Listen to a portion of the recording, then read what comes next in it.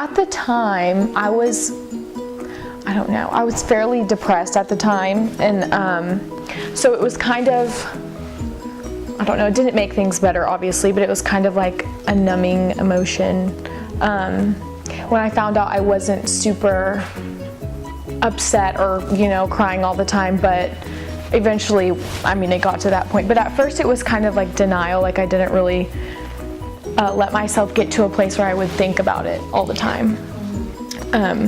But then the farther along, the more real it becomes, and you start feeling all those emotions. But it was definitely really hard. I told my mom I wasn't expecting like such a positive reaction, I guess.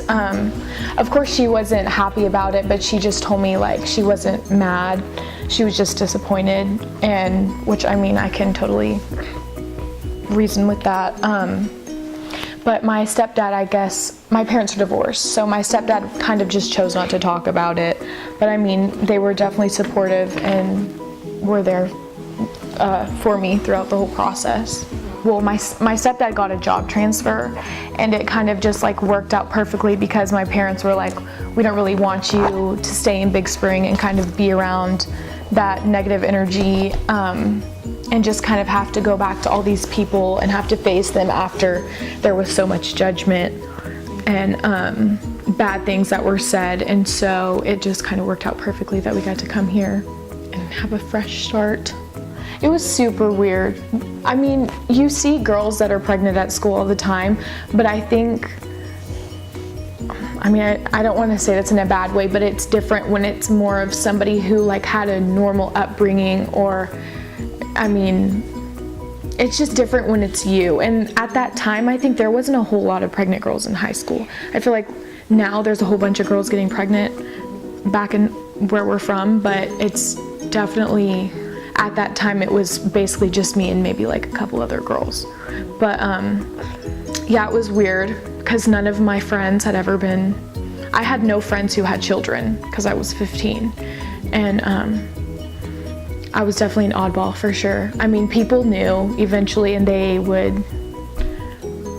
this is what I noticed whenever I first started coming back to school. When people would find out, they wouldn't look at me when they would come up to me, they'd look at my stomach first and then look at me. So that kind of made it worse. You kind of feel more like an outcast after that happens. But I think that you just have to think of your child, think of what you want your child to grow up thinking of you. I want her to grow up knowing that I stayed motivated for her, and I used her as the reason for all the good things that I do. And so I think that young parents or expecting parents should definitely keep in mind the example that they're setting for their kids. But you have to do what you have to do. If you want to live a comfortable life, then it's the price you have to pay, and it's not going to be the hardest thing that you do in your life. So parents are so great. They give me one night out a week, so it's usually like a Friday or a Saturday. But so I get to do that, and then she'll just stay at home with them. But I have really great friends here in Lubbock. I have like family friends who have kids, of course, and those family friends are like 40 years old with 5-year-olds. And then that 5-year-old will come over and play for a couple hours, but then leave, and she gets so upset because she doesn't get that all the time. I wasn't told about the little things that I would have to figure out being a parent, like, just simple things.